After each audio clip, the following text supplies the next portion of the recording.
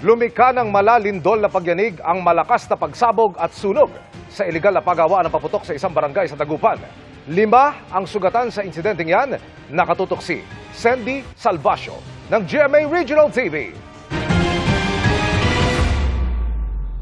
Ganito kakapal ang usok na nakita ng mga residente ng Barangay Tabang sa Dagupan City mag-aalas 4 ng hapon kahapon.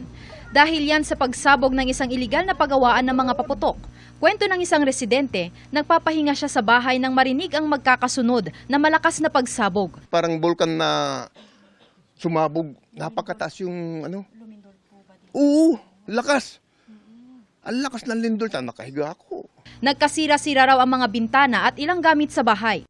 Mistulang binagsakan ng bomba ang lugar na kinatatayuan ko ngayon. Ayon sa mga nakausap natin na otoridad, dito sa lugar na ito yung mismong pagawaan at imbakan ng mga paputok. Dito naman sa bahaging ito mga kapuso makikita ang explosive unit ng PNP Dagupan na ongoing pa rin ang isinasagawang investigasyon sa insidente.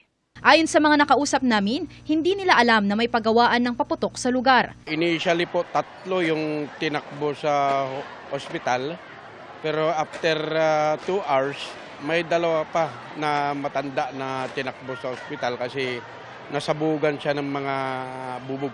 So yung isa is yung bali nandun sa loob ng pagawaan, and yung 2 is nandun sa loob ng bahay na katapat ng pagawaan. Napula ang sunog matapos ang 1 oras. Accordingly, nagte-testing po sila. Nung nag-testing sila is walang roof yung makeshift na pagawaan tolda lang. May mga nakakalat na black powder doon na tamaan ng baga. Wala silang permit. So nakita natin yung pinasok ng soko natin at saka yung EOD natin.